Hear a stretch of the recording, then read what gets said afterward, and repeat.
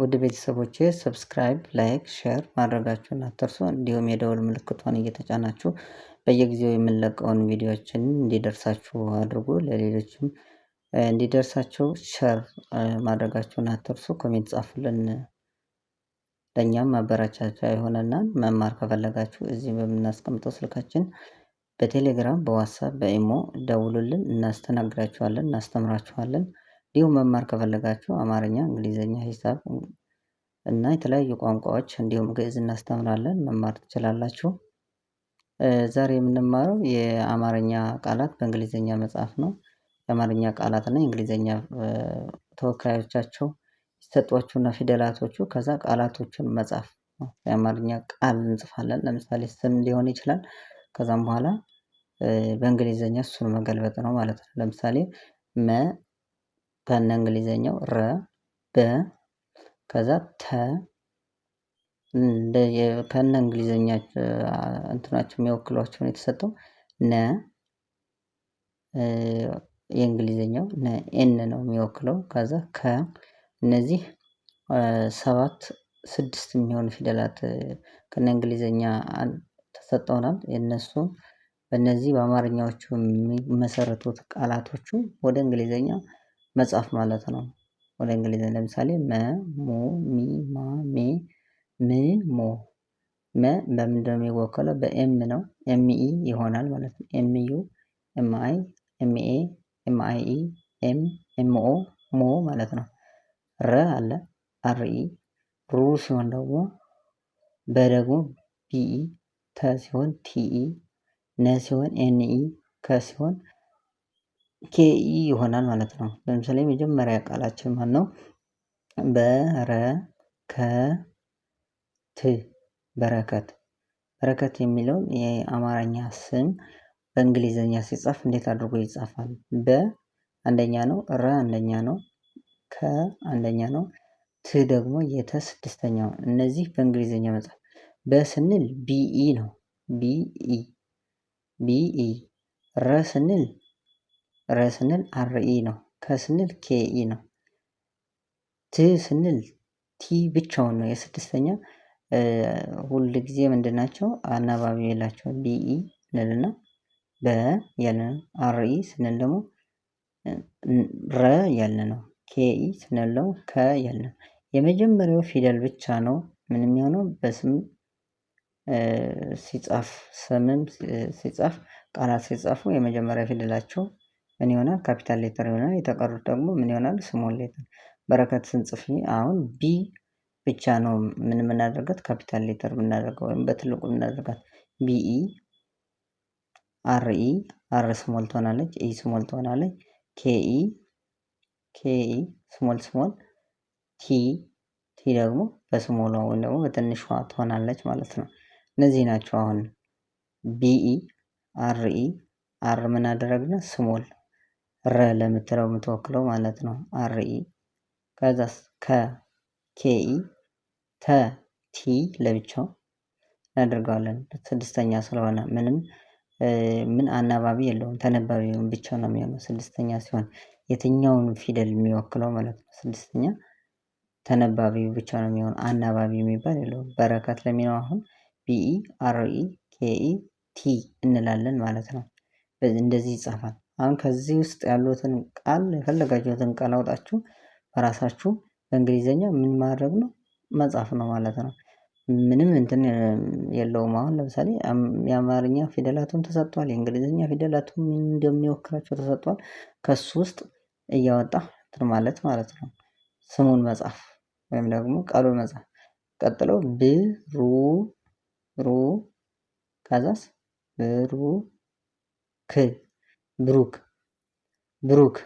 ብሩክ የሚለው ከበ ስድስተኛው ነው። ሩ ይላል። ከረ ሁለተኛው ነው። ክ ይላል። ከከ ሁለተኛው ነው። ብሩክ የሚለውን ስም በአማርኛው ሲጻፍ ከበ ስድስተኛ ይቅርታ፣ ከረ ሁለተኛ፣ ከከ ስድስተኛ ነው የሚጻፈው። እነዚህ የሚወክሏቸው ማን ናቸው? እንግሊዘኛ ብ ስንል ቢ ብቻዋን ናት ስድስተኛ ስለሆነ። ሩ ስንል ደግሞ ሁለተኞቹ ዩ ያስከትላሉ።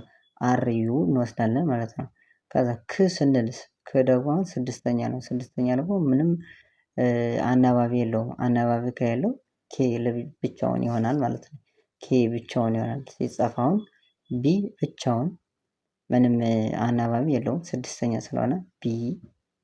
ከዛስ አርኢ ስንል ምንድነው?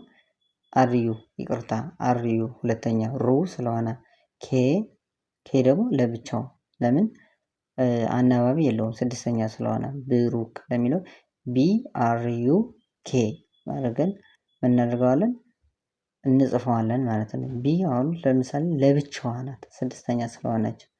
አር ስንል አር ዩ ስንል ደግሞ አር በስሞል ሌተር እናደርጋትና ዩም ስሞል ሌተር እናደርግና ከዛስ ኬ ደግሞ ስሞል ሌተር እናደርጋታለን ማለት ነው። ብሩክ የሚለውን ቃል ስንጽፍ በዚህ አማካኝነት እንደዚህ አድርገን ፊደላቶቹ አንድ ላይ እናደርጋቸዋለን። ቢ አር ዩ ኬ አድርገን ፊደላቶቹ በስነ ስርዓት ምን ማድረግ ነው መደርደር ነው ማለት ነው። መደርደር ቃላት ምስረታ ማለት ፊደላቶችን በስርዓትና በተገቢ ፍች ተገቢውን ፍች ሊሰጡ የሚችሉ ትርጉም ሊሰጡ የሚችሉ ምን ቃላትን መጽሐፍ ማለት ነው። ቃልን መጽሐፍ ማለት ነው። የሚቀጥለው ቃላችን ምንድነው የሚለው ታ የተ አራተኛው ሪ የረ ሶስተኛው ኩ ሁለተኛው የከ ሁለተኛው ታሪኩ ታ አራተኛ አሁን እዚህ እንትን የሚከበብበት በጥቁር የምታዩ ሪ ስትለው ሶስተኛ የረ ሶስተኛ ቤት ኩ ስትለው የከ ሁለተኛ አሁን ለምሳሌ በእንግሊዘኛ ስንጽፈው ታ ነው የሚጀምረው ቲኤ ከዛስ ሪ ነው አይደለ አር አይ ኩ ነው አይደለ ከዛ መጨረሻው ላይ ኬዩ ቲኤ አር አይ ኬዩ እናደርጋለን። ከቲ ውጭ ከመጀመሪያው ውጭ ምንድነው የሚሆነው? ስሞል ሌተር ነው የሚሆነው ወይንም በትንሽ ነው የሚጻፈው ማለት እንግሊዘኛ ላይ መሃል ላይ የሚጻፉ ፊደላት ስሞል ሌተር ናቸው ማለት ነው። ታሪኩ ለሚለው ታ ቲኤ ሪ አር አይ ኩ ለሚለው ደግሞ ኬዩ ይሆናል ማለት ነው። ታሪኩ የሚለውን ቃል እንደዚህ እንጽፈዋለን ማለት ነው። ታሪኩ የሚለውን ስም መጠሪያ የሆነውን ይህንን የአማርኛ ቃል በዚህ እንጽፍ ቲኤ እናደርጋለን ታ ስለሆነ አራተኛ ሪ ለሚለው ደግሞ አር አይ ሪ ስንል ሶስተኛ ነው አይ ነው የሚያስከትለው። ኩ ስንል ደግሞ ሁለተኛ ነው ዩ ነው የሚያስከትለው ዩ ምንም ሁለተኛ ስለሆነ ማለት ነው። የሚቀጥለው ቃላችን ምንድነው የሚለው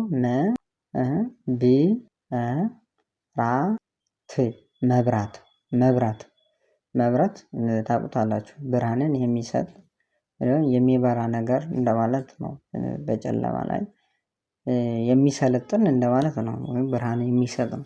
መብራት ሲጻፍ የመጀመሪያው ሁለተኛው ራ አራተኛው ት ደግሞ ስድስተኛው መጀመሪያው ምን ይላል ኤምኢ ስለሆነ ቢ ለብቻውን ራ ስለሆነ አርኤ ለብቻውን ሁለተኛው ማለት አራተኛ ስለሆነ አርኤ ከዛ ት ስለሆነ ይሄ ት ስድስተኛው ቲ ብቻውን ይወስዳል ማለት ነው።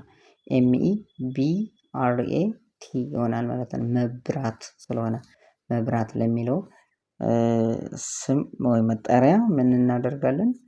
በእንግሊዘኛው ሲጻፍ ኤምኢ ቢ አርኤ ቲ የሚለውን ፊደላት በአንድ ላይ ተደርድረው ይሰጡታል ማለት ነው። ቲ ካፒታል ሌተሩ ከላይ ነው የሚሆነው ከራስ ነው የሚሆነው። ስሞል ሌተሩ ደግሞ ከታች ከጎን ነው የሚሆነው። የሚቀጥለው ከተማ የሚለውን ቃል ከማን የአማርኛ ፊደላት የተወከለ ነው? ከከ የመጀመሪያው ከተ የመጀመሪያው ማ ደግሞ አራተኛው የመ አራተኛው ከከ የከ አንደኛ ከተ የተ አንደኛ ከመ የመ አራተኛ ከተማ የሚለውን ቃል እንመሰርታለን። በእነዚህ ሶስቱ ምን ፊደላት የአማርኛ ፊደላት አሁን ከተማ የሚለውን ደግሞ በእንግሊዘኛ እንዴት እንጻፈው ነው? ከ ከሆነ ኬኢ ነው። ተ ከሆነ ቲኢ ነው የመጀመሪያው ነው። ሲሆን ደግሞ ኤምኤ ነው። ኬኢ ቲኢ ከዛ ኤምኤ ማ ስለሆነ ቅድምም ከላይ አይታችሁ ከሆነ ታ የሚለው ቲኤ ብለነው ነበረ። አሁን ደግሞ ማ የሚለው ኤምኤ እንላለን። አራተኛ ሲሆን ኤ የሚለውን አናባቢ ይወስዳል። የተቀሩት ሁለቱ የመጀመሪያዎቹ ከተ ስለሆነ ምን ይሆናል? ቲኢ ይሆናል ማለት ነው። በባለፈው ቪዲዮ እንዳወራነው የእንግሊዘኛ ፊደላት በተለይ አናባቢ ያለባቸው ከሆኑ ስድስተኛ ካልሆኑ ነው እንጂ ከስድስተኛው ውጭ ያሉ ሁለት እና በአምስተኛ ደግሞ 3 ስለሚሆኑ ምንድነው የሚሆኑት? እጥፍ እየሆነ ነው የሚሄደው ጽሁፋቸው ማለት ነው። ለምሳሌ ከተማ የሚለው 3 ምን ነበረ? 3 ፊደል ነበረ በአማርኛ ሲጻፍ። ከእንግሊዘኛ ሲሆን ደግሞ 6 ሆነ ማለት ነው። የሚቀጥለው ቃላችን ከበሮ የሚለውን ቃል ሲመሰረት ከአማርኛ ፊደላት የመጀመሪያው የመጀመሪያው ሮ ደግሞ ሰባተኛው የረ ሰባተኛው ሮ የሚለውን እነዚህ ሶስቱ ፊደላት በትክክል ሲሰበሰቡ በትክክል ቦታቸው ላይ ሲገቡ ምን ከበሮ የሚለውን ቃል ይሰጡናል ማለት ነው። ከበሮ የሚለውን ማለት ነው። እነዚህ በስነ ስርዓት ስለተደረደሩ ነው እንደዚህ አይነት ትርጉም ያለው ቃል የሰጡን ማለት ነው። ከስንል ኬኢ ነው። በስንል ደግሞ ቢኢ ነው። ሮ ስንል አርኦ ነው። እነዚህ ደግሞ አንድ ላይ ስንደረድራቸው ከበሮ የሚለውን በእንግሊዘኛ ተጻፈ ይሰጡናል ማለት ነው። ከሆነ ኬኢ ነው። ኬኢ ከዛስ በነው ቢኢ ነው። ሮ ሲሆን ደግሞ አርኦ ነው። ከበሮ የሚለውን ኬኢ ቢኢ አርኦ የሚለውን እነዚህ የእንግሊዘኛ ቃላት አንድ ላይ ተሰባስበው ከበሮ የሚለውን የእንግሊዘኛ ቃል በእንግሊዘኛ የአማርኛ ቃል በእንግሊዘኛ መጻፍ እንችላለን ማለት ነው። ከበሮ የሚለውን ኬኢ ቢኢ አርኦ ማለት ነው። እነዚህ ቃላት አይታችሁ ከሆነ ምንድነው ለእያንዳንዱ በየቦታቸው በየሚጠሩበት ስትጠሩ ምን አላቸው? አናባቢ አላቸው። ለምሳሌ ከሁለቱም ከከተማ ላይና ከበሮ ላይ ነው። ኬኢ ሁለቱም እንወስዳለን። ለምሳሌ ተ ነው። ተ ማለት የመጀመሪያ ነው። ቲኢ ነው።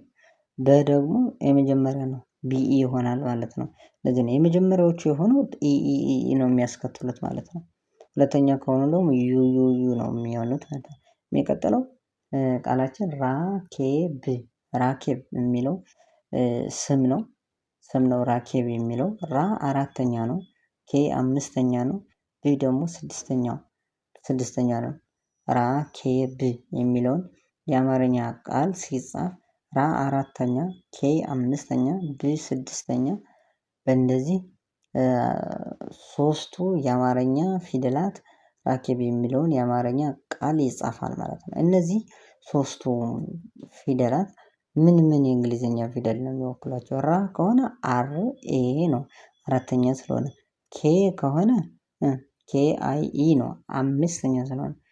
ብ ሲል ደግሞ ቢ ብቻውን ነው።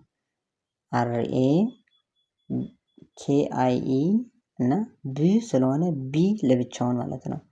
ራኬብ የሚለውን አማርኛ ቃል በእንግሊዘኛ ሲጻፍ አርኤ ኬአይኢ ቢ ይሆናል ማለት ነው። ራኬብ ለምንድነው ኬአይኢ ያልነው? አምስተኛ ስለሆነ እስካሁን ድረስ ከጻፍናቸው እነዚህ ቃላት አምስተኛ ራኬብ ከሚለው ውስጥ ብቻ ነው ያገኘነው ማለት ነው። አምስተኛ ስታገኙ አንዷን ሁለት አናባቢ ይዛ አይኢ የሚባለውን አናባቢ ይዛ ትመጣለች ማለት ነው። ለዚህ ነው ራኬብ የሚለው ጋር አይኢ የሚለውን የጨመርነው ኬ ላይ አምስተኛ ስለሆነ ማለት ነው። አንዴ እንድገማቸው እነዚህ ቃል በረከት፣ ብሩክ፣ ታሪኩ፣ መብራት፣ ከተማ፣ ከበሮ፣ ራኬብ የሚሉ ናቸው። መማር ከፈለጋችሁ እዚህ በምናስቀምጠው ስልካችን እየደወላችሁ መማር ትችላላችሁ። አብራችሁን ስለነበራችሁና ሰብስክራይብ፣ ላይክ፣ ሼር፣ ኮሜንት ስለምታደርጉልን እጅግ አድርገን እናመሰግናለን። ሰላም ሁኑልን።